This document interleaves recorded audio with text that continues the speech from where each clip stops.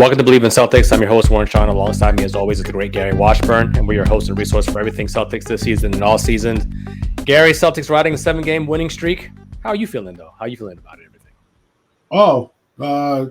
It's that time of the year. Things are starting to kind of shape up for the playoffs. You're starting to see kind of maybe some potential matchups and see how things are going to shape up the last month of the season. And so the thing about the Celtics is they're not making anything really suspenseful. They're probably going to clinch the number one seed this weekend. Not a whole lot of controversy or anything or any intrigue because, they're 11 games up. So I've never been through this before. Usually the Celtics are eking it out, trying to get a 2-3 seed or something, fighting it out to the last day. But this is going to be an interesting month of who plays, who doesn't. But, they, as I've said, they've done their work early. They did their work in the first few months of the season, set that tone, took that lead in the East, have never relinquished it. Everybody else is going through their troubles. Philadelphia with the injuries, Milwaukee with the coaching change, Cleveland with some injuries and really some inconsistent play, the Knicks with injuries, but the Celtics have kind of glided.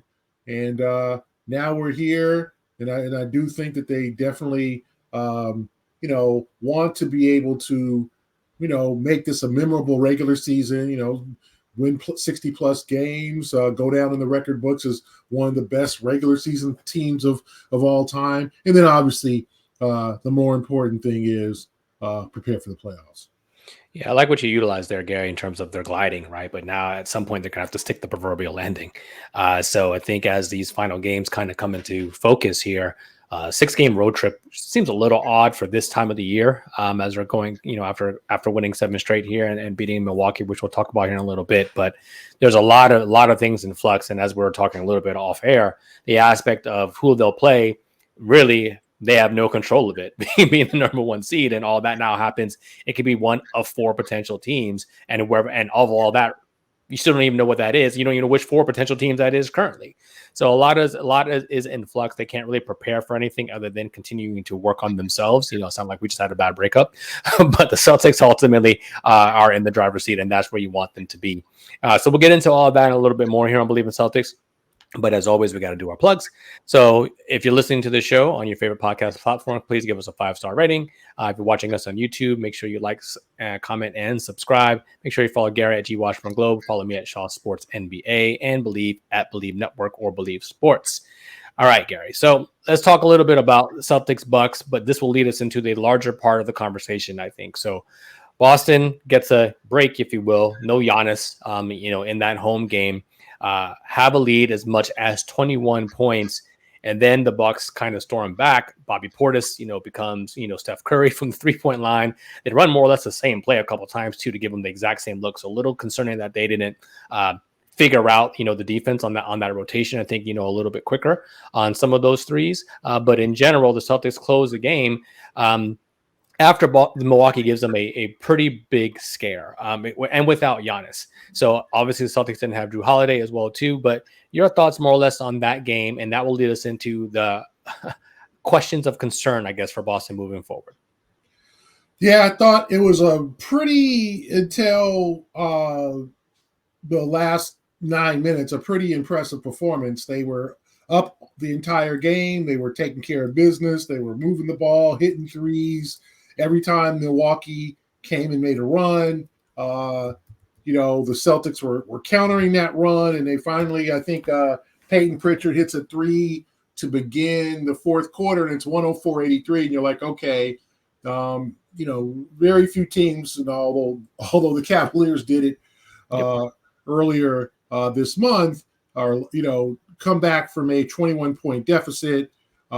In the NBA, although no lead is safe, and as we all know, 20-point leads are pretty much can be devoured within mere minutes with a 3-pointer. But you thought, okay, the Celtics got all the momentum, but that zone defense, all of a sudden the offense became stagnant. Tatum yo-yoing up and down, trying to find a space. They missed some makeable jumpers, and then, like you said, Bobby Portis got hot, and then Beasley hit a couple of, I think, couple of threes in that run. And I think then Dame hit a couple of tough shots. So I just think it was kind of a perfect combination of Milwaukee shot making. They were 14 for 25 in that fourth quarter. The Celtics are only 5 for 18. They got to make shots in the fourth quarter, and they can. There's this the theory. Well, a win's a win. Who cares? But their defense had a serious impact in that fourth quarter without their best defender, right, in Giannis. So the Celtics are going to have to do some preparation and figuring out how do we stop a zone, because that's what Eric Spoelstra, if they meet, is going to throw at them. That's what other coaches are going to throw at them.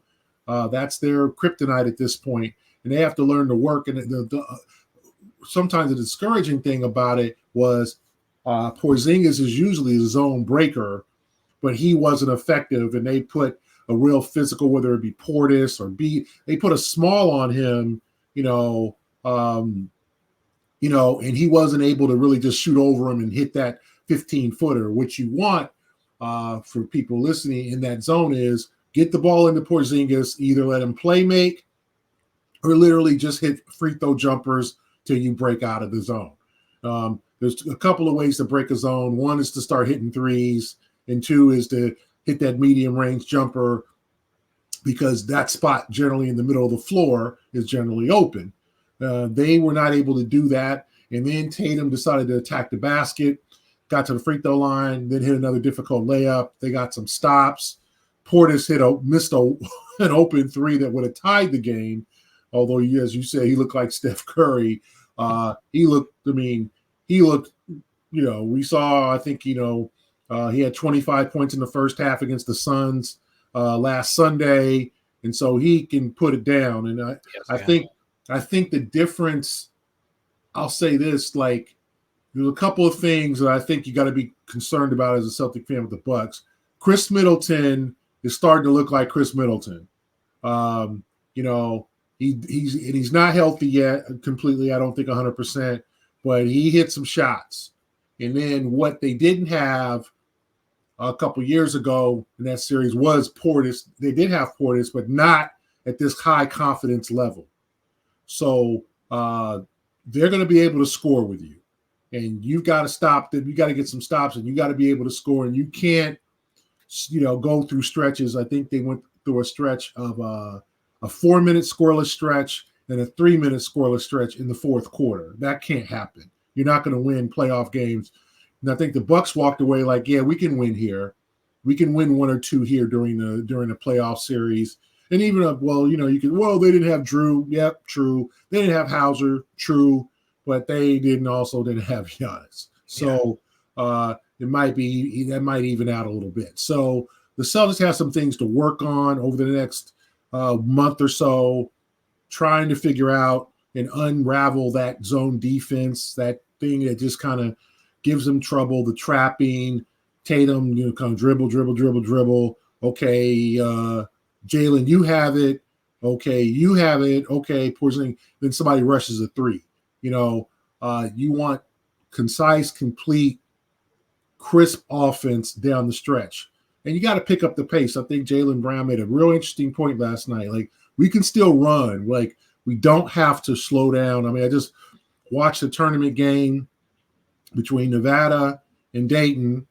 And Nevada has a 17-point lead with, I think, 9 minutes left, and lost it because they started slowing down the pace, then all of a sudden getting late in the shot clock.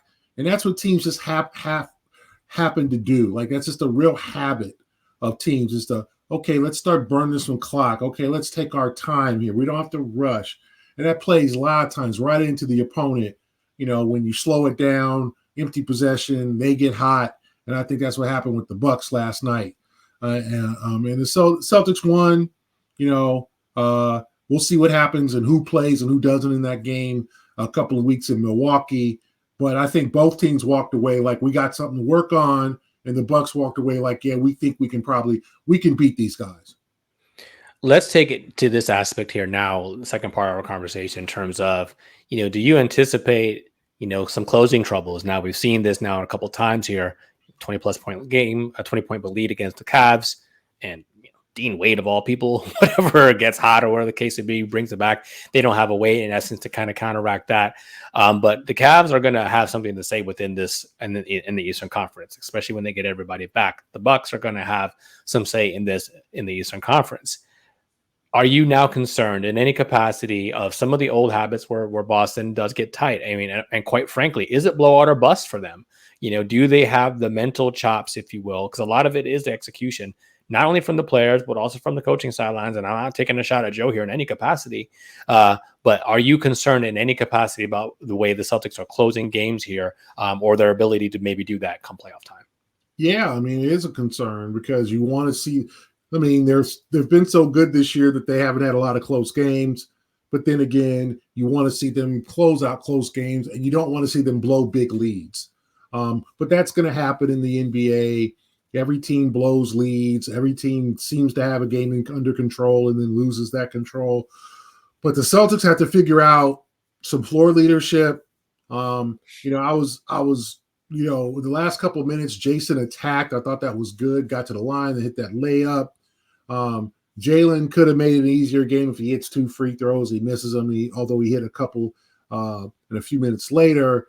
So it wasn't a complete disaster, but 4 minutes, 4 minutes and then 3-minute scoring droughts, and it was missed. I looked at it, it was just missed jumpers, Porzingis missed jumper, Peyton a missed corner 3, like shots that they hit in the first 3 quarters. So you could say, well, that's just happenstance. You know what? They, just missed shots they usually make. Or you could say, well, there's a reason they missed those shots where they have poor quality, where they less, quality, good shots than they were taking in the first 3 quarters, where they contested. Was it the pressure or was it just missing shots?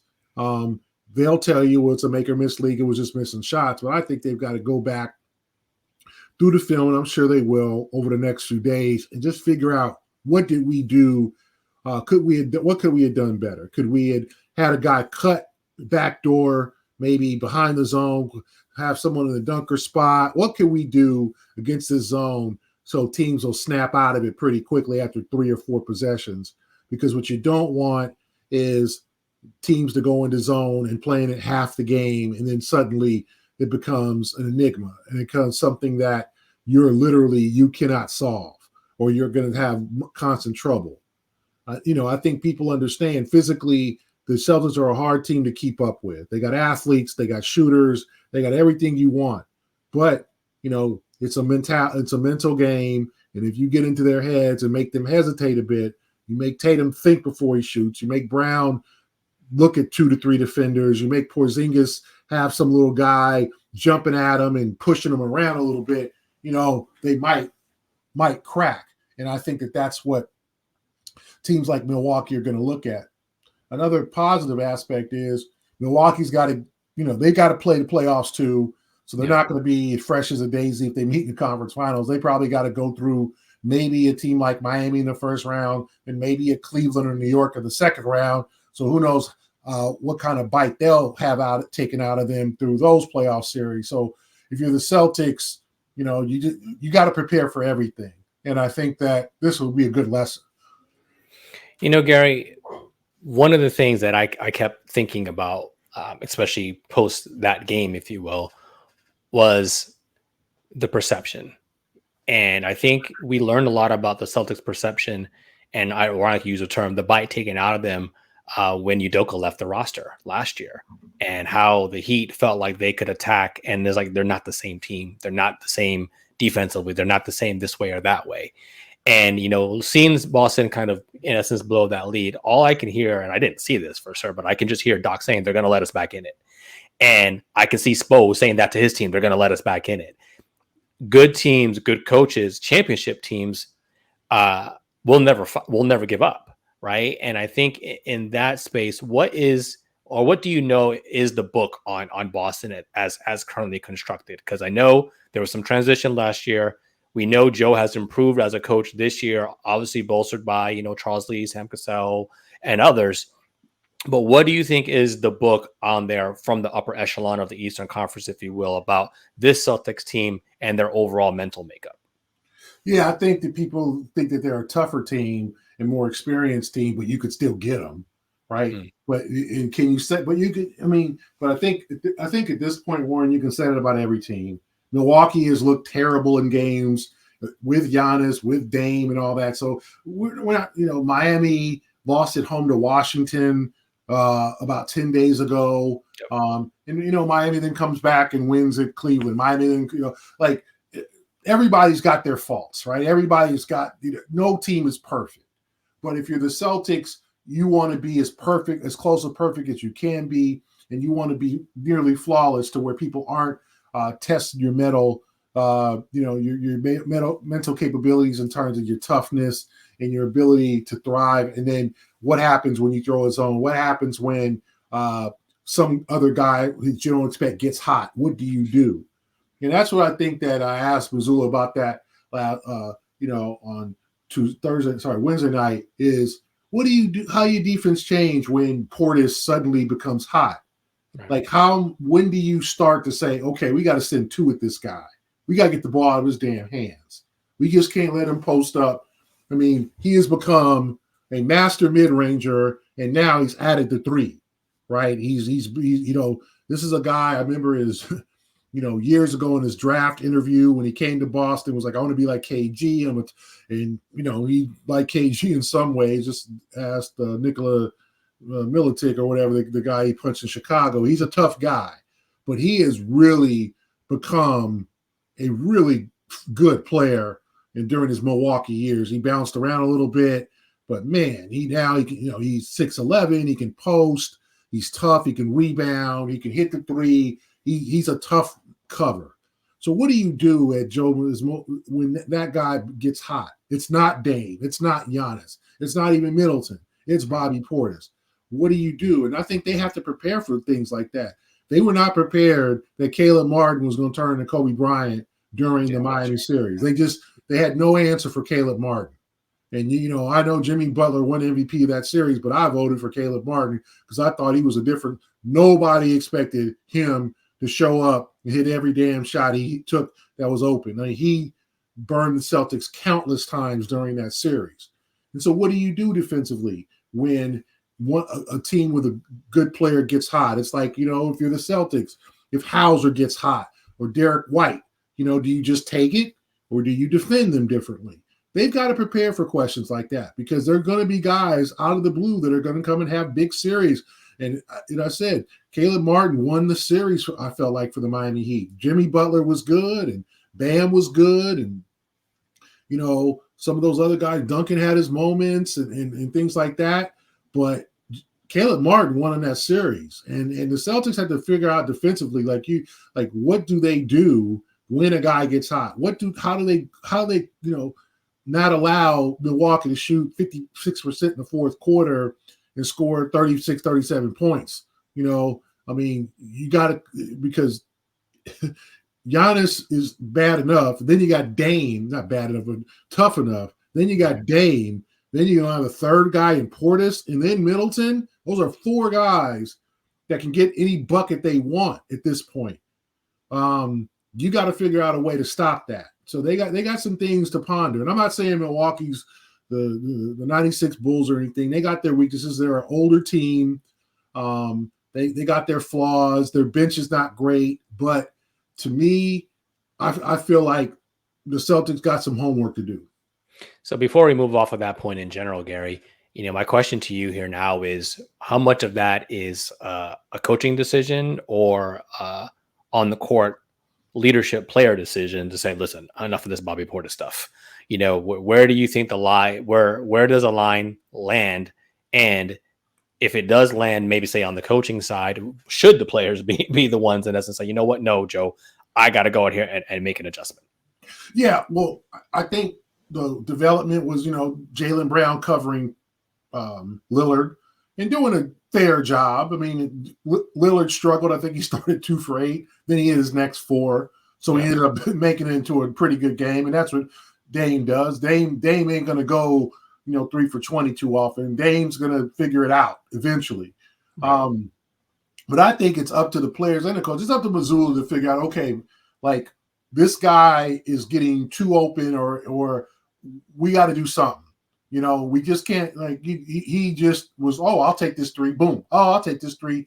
Like, you're leaving him open. The only way you can lose this lead is the 3-point shot, in my opinion, right? The only way, you can blow this lead is if they hit 2, 3, 4 threes in a row. Dame is one of the greatest shooters ever. He can do that. Portis had a chance and almost hit an open three, and they left him open. I thought their defense against him was not good at all in the fourth quarter. I think it's up to both sides, whether it be Jason to say, okay, I got this dude. Now, Portis might then turn into a post guy, take him in the paint, rough him up a little bit, because Portis is a tough guy. He's gonna lay some wood on you. But the question is, he's not invincible. How do you stop him? Do you send a second defender? Or do you let him go one-on-one because you don't want to leave Middleton or Dame? And what about the other guys? Do you leave Malik Beasley open, or is it Connaughton, or who?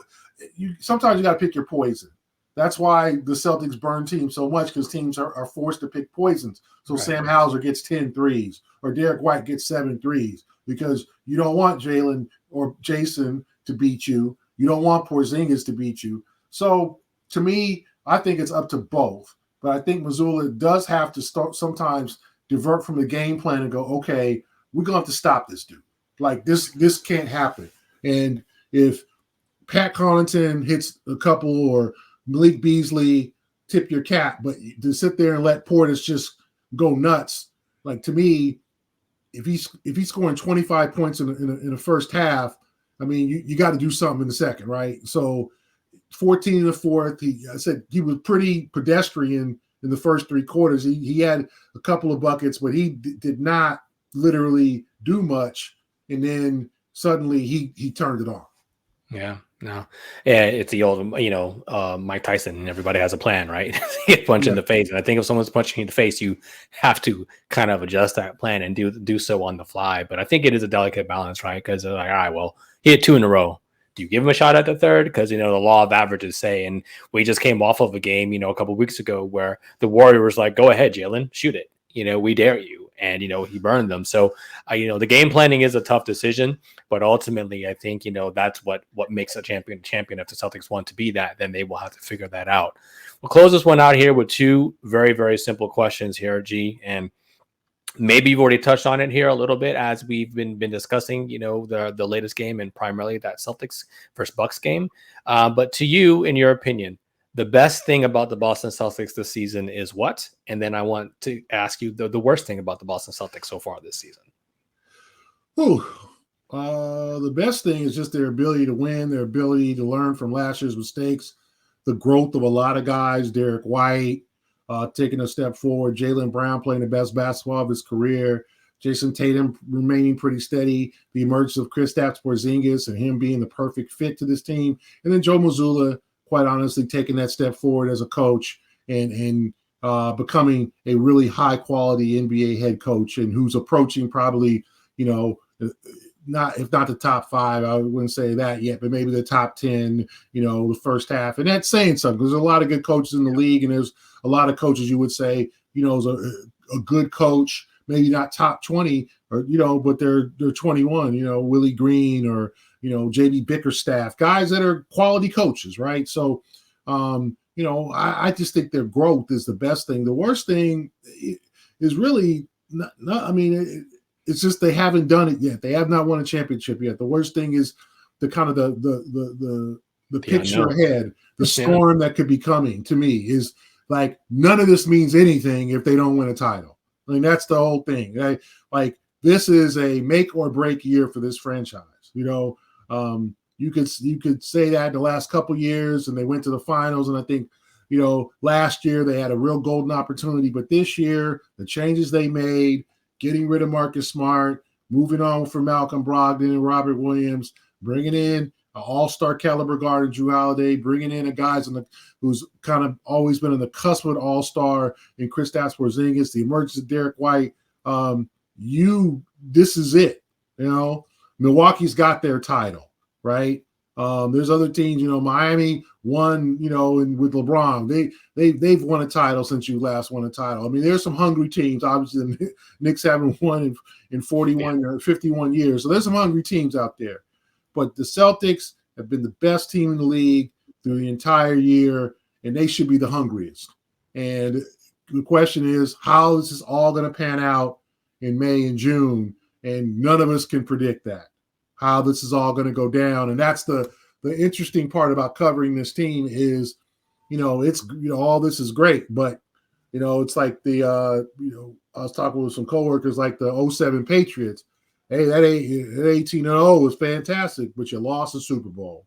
Yeah. And that, I watched that Patriots documentary, and you walk away, man, Randy Moss was a bad dude, man. He was the best receiver in the league, and Brady was at his peak. But they lost the fight. They lost the Super Bowl. Yeah. That one game they needed to get it done. David Tyree made that catch off his helmet. The Patriots couldn't get it done, and so that taints the season. So you can go down and say, what a fantastic team. Oh, man, undefeated. Oh, man. They didn't get it done. And that's the thing. I don't know if that's a negative, but that's the unknown. That's what's hovering over this organization that I think that people need to understand is like they haven't done it yet.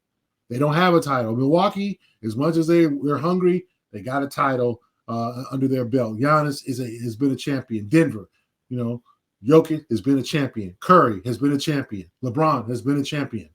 There's some other hungry teams out there, but not as hungry as Boston. Because 2008, that's a long time ago now. Long time ago. It is. It's a really long time ago. It's funny you bring up the Patriots situation because I think more news has been coming about. So, we'll kind of close this one. Have you been seeing the the behind the scenes, the filming of the Celtics this season? A lot has been coming out that, a Netflix special is going to come out about them this season, or that Bill Simmons is producing something that's going to either be on HBO Max or the KCB. Have you been seeing any behind the scenes footage being taking place of this hopeful title run for the Boston Celtics? Stuff here and there, but nothing like there's constant cameras or some camera crew that's been around the team all year. So I'm kind of wondering how they're going to do it, or whether it's going to be the playoffs. I've seen a couple of things at practice and here in occasional games here and there, but nothing like you see the same guys and they're like, hey, we're going to be here all year to chronicle the ups and downs of this team, like you did with the we all kind of referenced The Last Dance. Like I don't know, I haven't seen it. And maybe that's my naivete in terms of like, man, the crew's been there all year. You just haven't seen it. Maybe that's it. But I have not seen consistently a crew just hanging around and filming everything. I've seen here and there, but there's also like NBA Entertainment.